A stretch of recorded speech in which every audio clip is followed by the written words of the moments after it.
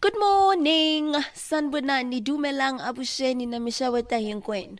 Surely by now you know that I am the good morning girl. Well, like Beloved has taught me, not only do I want the morning joy to be with you in the morning hours of the day, but I want it to be the kind of joy that sustains you all day long.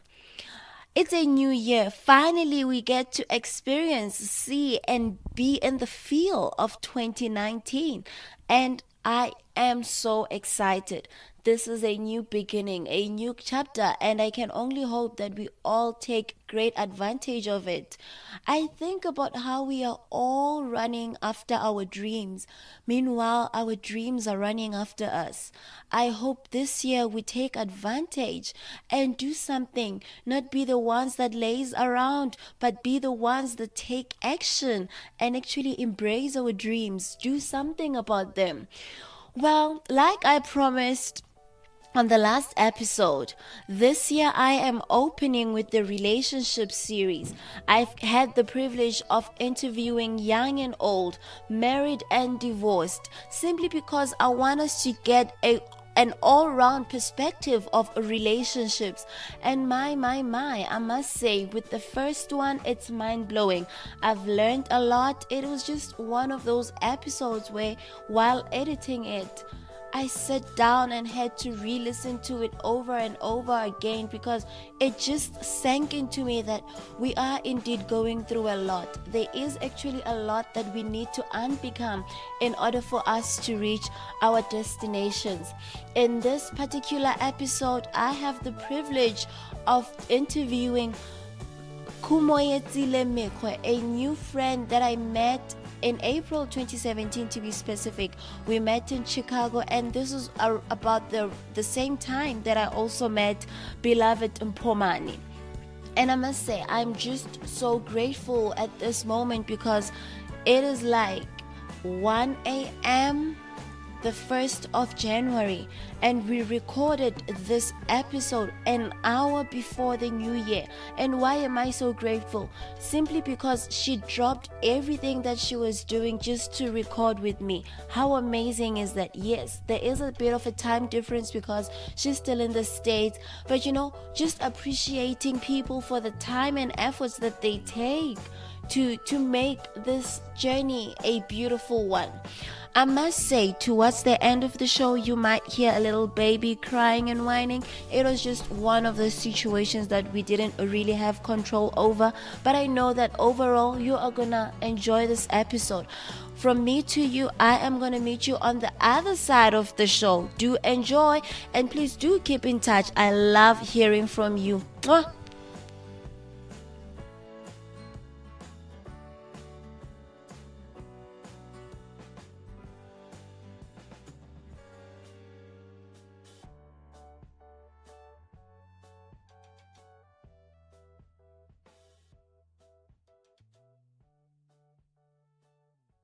Love yourself enough to walk only into rooms and situations that show love and care for you. Love yourself enough to express your wants, needs, and desires. And when I say this, it's simply because it is important to know yourself, your needs, or your desires before you even walk into a relationship. Hello and welcome to yet another episode of Unbecoming to Become with me, Eunice. If you are a new listener, I'd like to take this moment and welcome you. Please do not forget to subscribe, as this will help you get automated episodes as soon as I release them. Today I am joined by Khumoestile Mekgwe, and we are talking relationships. Well, I would love to introduce her, but why not leave her to do the introduction herself? Hello, Khumo. How are you today? Hi, Yuli. I'm doing very good. Thanks for having me.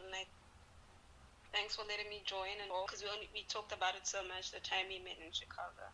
And little did we know that at some point, or even later on, we would be working together.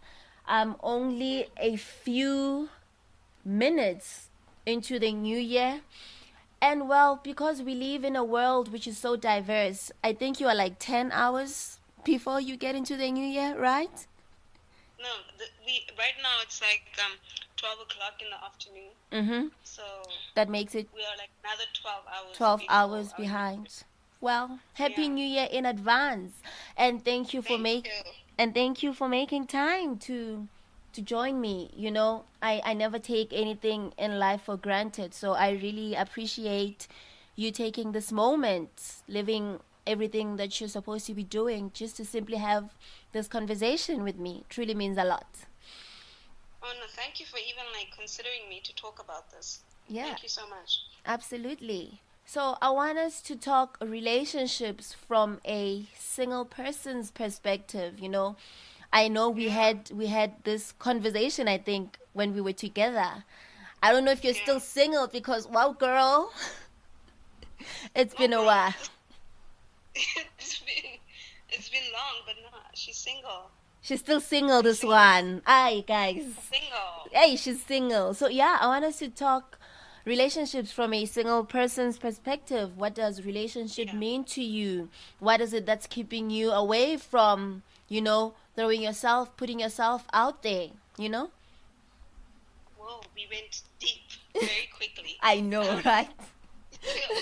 um, I think for me, as a single person, relationships are like really a scary zone. I think maybe for some other people, they like, as a single person, that's what you want to do. That's what, you know, singleness is a time where you're looking for that. But I've come to a place now where I know what I want, and I don't, like, I'm not going to waste anyone's time Right.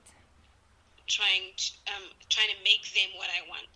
If you are the person that I'm looking for, or someone that I would actually like to spend the rest of my life with, because that's what essentially it is. Like, I know this pastor said, dating is data.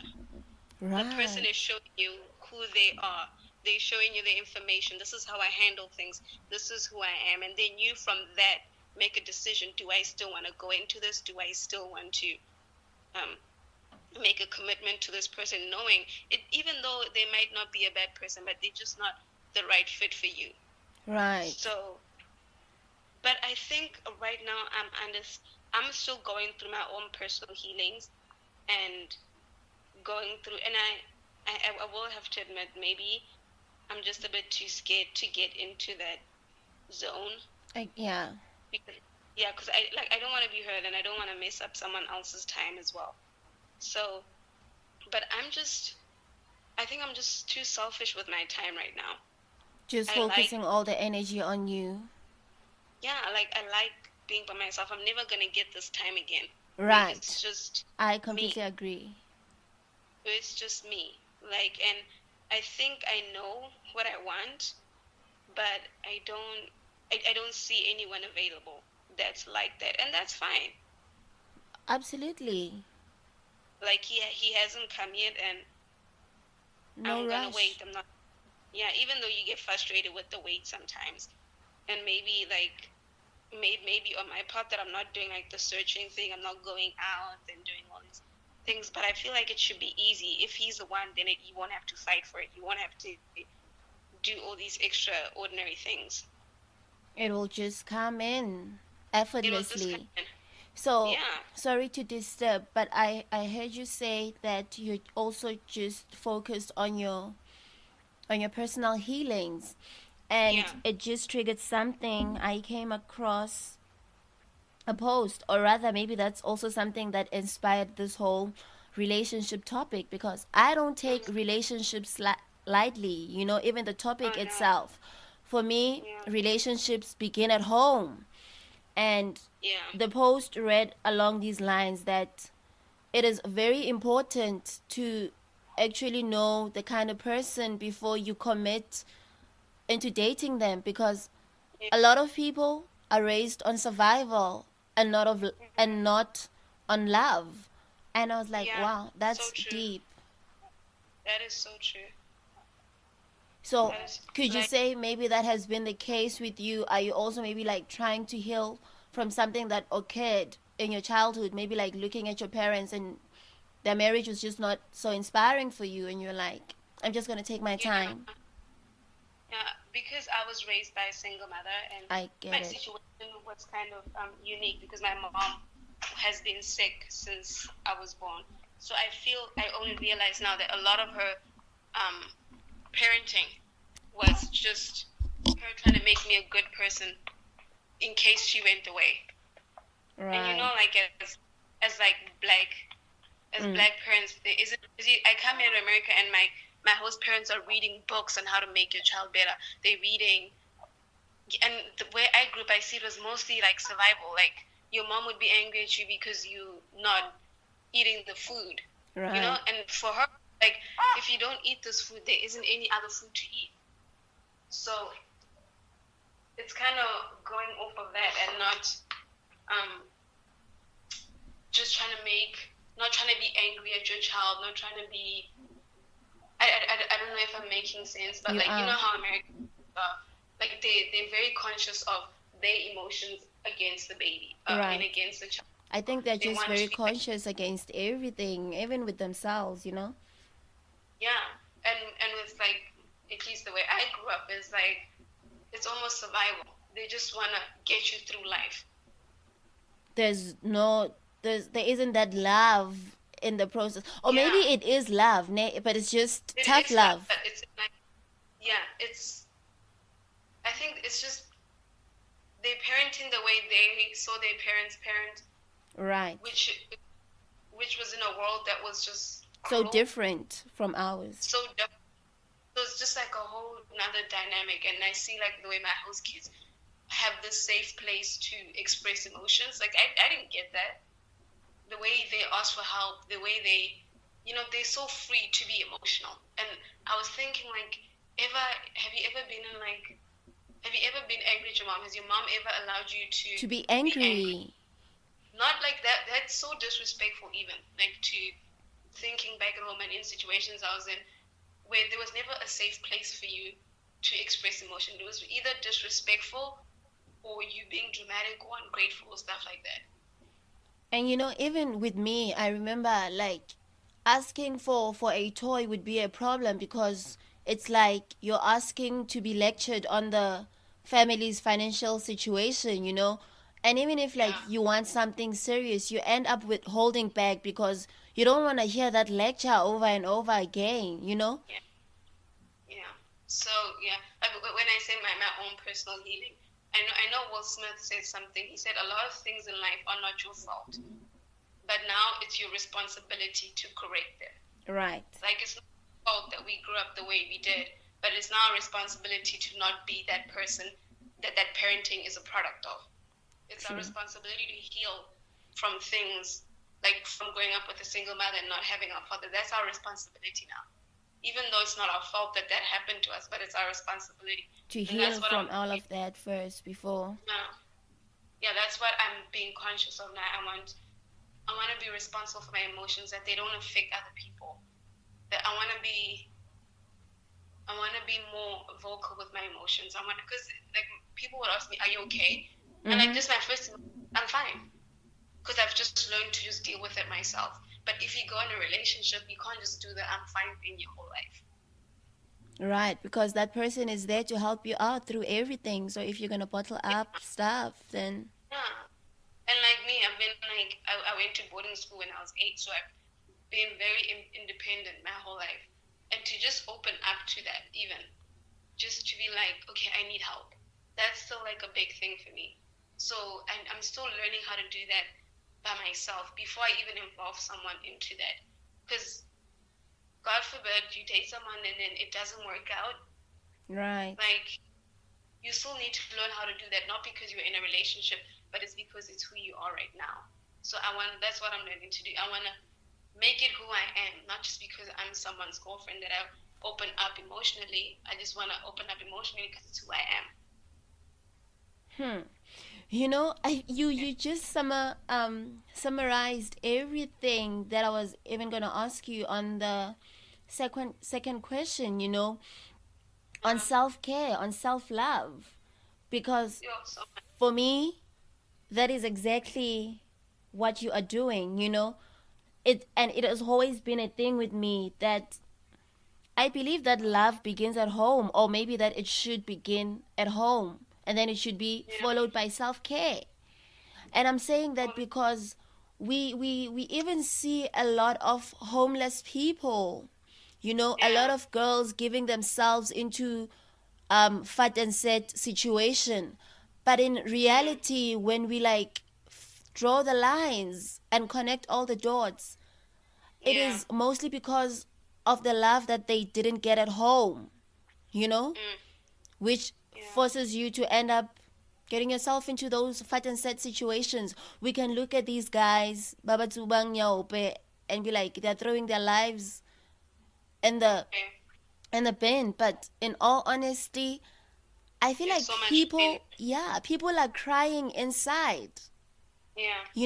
and it goes back to everything that she said, because we are Yeah. angry, we are trying to heal, then we end up Yeah. walking into relationships. Instead of loving those people, we end up hurting them because we don't Yeah. know what is it to love. Yeah. Like it's I think self love is not always like a beautiful process like people see. Like, True. you taking time off yourself, going on vacation yourself.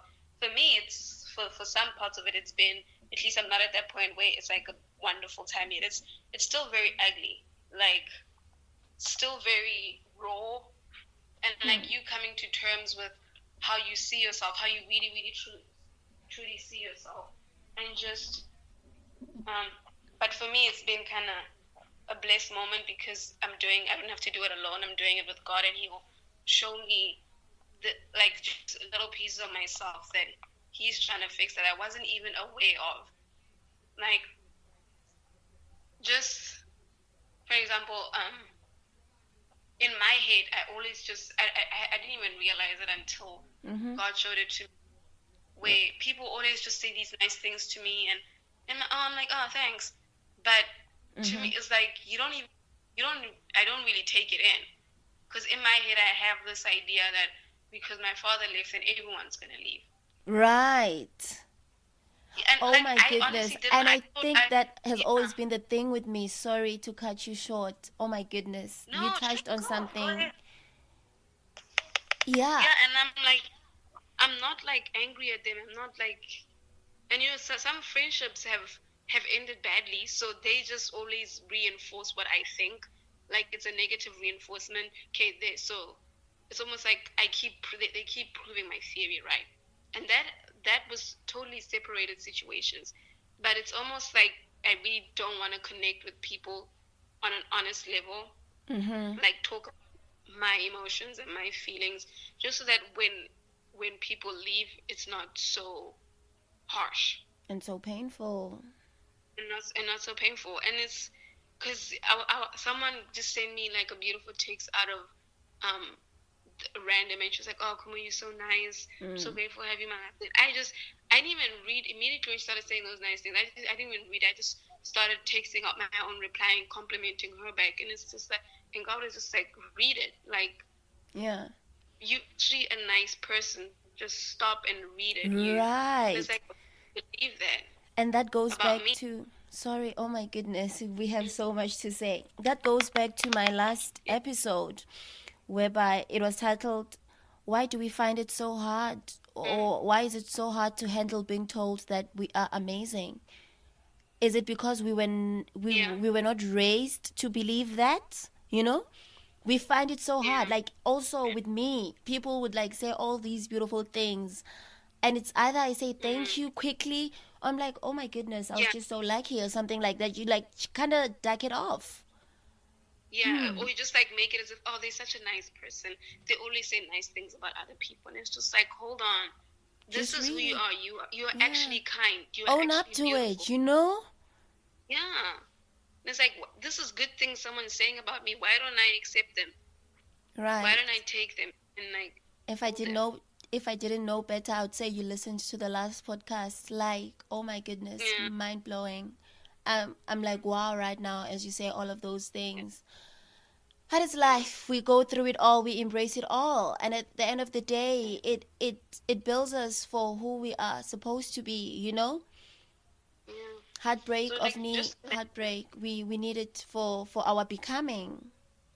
yeah. So just imagine going into a relationship with me having that kind of mentality that he's just saying nice things, Yeah, he to get doesn't out. mean them. He might be a generally nice guy, and I will just write that off because I'm still going through my own things.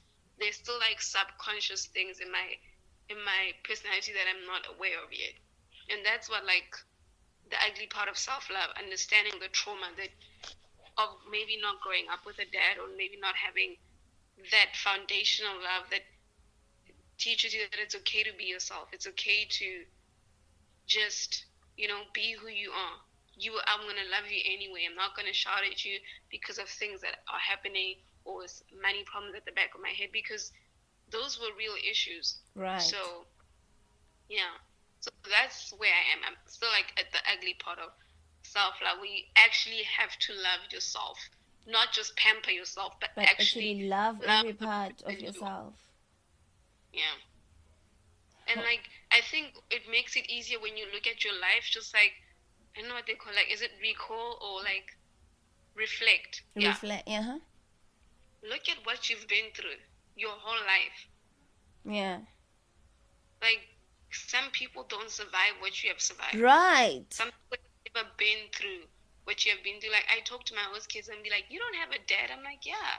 For them, that's the wildest thing Ever. ever. But for like you survived that and you're surviving it. Like give yourself some credit, even though you don't want to take it. But Give yourself just some do. credit. Yeah. At times life seems to be one never-ending to-do list. But we must learn to disrupt the floods, the life demands in order for us to replenish our energy so that we can fully show up for all our passion and responsibilities. And here's the interesting part. I think you're going to love this. God wants a relationship with us first. And then he wants a relationship for us. Yeah. You got that? And this is something that I picked up from Pastor Mike Todd, Yeah. which later led me to doing the the 6 weeks challenge. And I'm simply gonna allow you to like break that down for our listeners because you are the one person that actually motivated me to watch his videos and to even do the 6 weeks challenge. Do you probably want to break down for us the 6 weeks challenge and just get a little bit more into it? Yeah. So there's this pastor in America. I love owns him, a by church. the way. It's called Transformational Church, and he did this 6 week series on relationships and singlehood and the importance of being single. And I remember he had like 6 weeks where he was tackling different topics on the singleness journey and even the relationship journey if people were in a relationship. Yeah. And the first one he talked about was the first week. I can't really remember the title of the topic, but I know he was talking in Genesis that Adam was first. He was first created, and then given all these things, and he had a relationship with God. He talked to God. He walked in the garden with God. He looked after the garden. He was given land. He was given a purpose. His purpose was to watch over the land. So then he tied saying, God he's not going to give you someone until he gives you your purpose. Because all in all, from what I got from that was that your purpose is more important than a marriage or relationship. Right. And in fact, a marriage is supposed to complement your purpose, not be your purpose. And yeah, so for me, as like like a Christian girl, that Instagram life, you want that like a perfect Christian family where your kids are praying. But I've gotten to the point where that I don't want that to be my biggest prayer. A husband, I don't. Even though like that's beautiful and everything, but is that really your biggest prayer? Like you're gonna limit God to that extent. And you said something about purpose, that God doesn't want your spouse to be your purpose. And I feel like that's what kills a lot of relationships lately. We walk into relationships without having a clear vision of what we want. I mean, 20s are the roughest years of our lives. Imagine you're busy battling with your own demons and you get into this relationship with somebody who's also battling with their own demons. You understand the energy in there. Then one, two, three, Yeah. break up. You blame each other, where else the problem was not with each other. The problem was in the weight. Yeah. Like individually, you have to, because when Jesus calls the church his bride, he first had to die. His purpose was to die for the world, right? But he first had to die before he even said, I'll come back for my bride. He was saying, I'll come back for my bride. The day I come back for my bride. He had to die first. He had to do his purpose first. He had to fulfill his purpose before he even came back for his bride. Right. So there's so much work that you have to do inside, and so much that imagine you being a whole person, because the way Pastor Todd was talking about is that we keep thinking that two halves make a whole. Like you be full, like as a human, a whole person, then meet another whole person for a whole marriage to work. Right. We coming to people like broken and expecting them to break us, when the only person that can break us that can heal us is God. It's God. Yeah. And just to sum up everything, Pastor Mike Todd spoke about 5, I don't know if it's like 5 characteristics or what they call it. It's place, purpose, provision, identity, and parameters that God desires to place us somewhere where he knows purpose can happen. Amen. By purpose, God will bring us into a place where he is able to reveal your purpose. And that's what I said earlier on to you before we even started recording this podcast, when I was telling you that, whenever people ask about my journey in USA, my answer is simple and straightforward. I tell them that I was on a journey with God. God decided to place me somewhere where he knew that purpose was going to happen. And in all honesty, I'm not going to lie. My purpose was revealed. And I came to understand better what Pastor Mike said, that God will bring you to a place where purpose will be revealed, and then he will give you provision. God provided. Life in USA was amazing, and not because we were smart or we knew the most or because we had it all, but God carried us through, being in USA alone. You don't have your parents, you don't have your friends, it's just you alone there. But God was just there carrying us through, and identity was revealed in that instance, parameters as well. And this comes back into relationships, that if you don't have a standard as a human being getting into a relationship, that relationship will end up creating a standard for you. So true. Yeah. And I guess because just like sorry, I'm like looking at like past relationships, like there you were just doing it because I was doing it because just everyone was doing it. I'm like, okay, let's go do this.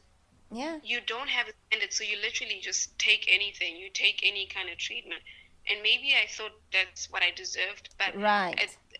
To be honest, I thought that's how it's supposed to be. Like, he's not going to text back immediately. He's not. Right. And then once you get out of that and you heal and you're like, listen, I'm actually a nice person. I'm a good person. I deserve to be treated nicely. I deserve someone to treat me nicely. And so with you see, respect. it all goes into like that self-care, like realizing that you're a good person and you deserve good things. Not when someone treats you wrong and you kind of make excuses for them. Oh my God, I remember those days. Oh my goodness. Yeah. And high school heartbreaks are the worst. Uzokhala baby girl, uvuge, ukale, and he takes like, back and you still go back. Yeah, like never negotiate your self-worth. It is what it is. No, it's not negotiable. It's never being negotiable. Your self-worth is not negotiable. Your identity as a person and your dignity, if someone loves you enough, they're going to text you back. They're going to do whatever it takes to be with you, and you would do that for another person that you love. So equally, anything else, Yeah. And I guess lately with me, it has always been a thing of give love the same way that you want to receive it, Yeah. you know? And it has also been a thing of setting the example of how you want to be loved. Mhm. You know, be loyal if you want other people to be loyal to you. Be kind. Because everything is an energy. What you give is what you get. And for the Yeah. longest time we settled for less. And Yeah. it just breaks my heart to like think back and be like, but why did I even waste my time on this and that? But hey, Yeah. it's all part of growing. Yeah. But I know there's like a point where you so set and you're so convinced of your healing and who you are as a whole person that you will be kind to someone that's not necessarily a kind person, or just like one of those friends that are just they're a friend, but they just have this nature about them that's very not very like conducive to your healing or the person that you want to be. But when you so set in your self-love and so set in your healing and yourself, that you will just love them regardless. Like, you don't have to bring them in your space, you don't have to, but you're not going to be an ugly person just because they're an ugly person. Right. Yeah, you're not going to be you so set in you're going to be yourself all the time, even if that person or their energy wants you to be. You will never stoop down to their level. To That's their what I'm trying to level. say. Right. And you know, something that I've been coming across a lot lately is that you cannot give from an empty cup. And I think same goes for No. love. You cannot love if your cup is empty. Yeah. If you are also You know in that. so much void. Yeah. You know that woman. It's called Ilana Fix My Life. Yes, yes. Yeah. She The said Black like American, something. right? Yeah. She said something so profound. She said, "What's in the cup is for you. Yeah. What overflows for other people. It's for other people. That outflow. Yeah. Your cup has to be full. And it's not like selfish. It's the way it's meant to be. I remember her saying it's not being selfish, it's being self-full, you know? Yes. Self-full. And I was like, I Yeah. love this woman. Well, Yeah. Kumo, it has been an absolute pleasure having you. And I know that Thank people, you. Enjoyed this. Wow. and I know that a lot of people are gonna take something from this, not even take something, but they're also gonna allow themselves to go through it all. You know, I really hope that this changes a lot of mindsets, touches Amen. not a lot of lives, but at least one life at a time. You know, we are all about purpose, and if it gets to 1 year or 2 years, that's a lot. You know, something Then has the job is changed. done. But yeah, I really appreciate having you on the show. For having me, Eunice. Like, I really love to have this talk, and I feel like it's a talk our generation should keep having. Yeah. And necessarily, Black girls, we should start having all these conversations of what has really been going on subconsciously and consciously. Like, it's time for us to take back our healing. It's time for us to realize like how the socioeconomic background has really molded us into the people we're not supposed to be. And we think this is who we're supposed to be, but honestly, I feel we've been robbed. So much. This time it's responsibility. It's our responsibility as a generation to raise women, Black women, that are psychologically conscious of themselves. Oh my goodness, I love this so much. You know, I guess this is the reason why Unbecoming to Become started, because there's a lot of unbecoming that we need to undergo in order for you to reach your destination. There are some things that you need to unlearn along the way. Thank you so much. You know, I really appreciate it. And to all our listeners, if you'd also like to send a shout out, send a compliment, or even a suggestion of a topic, or share your personal story, you can hit me up on Instagram. I go by uni_Ngitandiwe. I am available as well on Facebook as Unbecoming to Become. You can also find me on Eunice Gitandiwe Temba. To send me an email, you can find me on eunicetemba96@gmail.com. Until we unbecome to become next week, have yourself a lovely week and happy New Year. Thank you and bye-bye.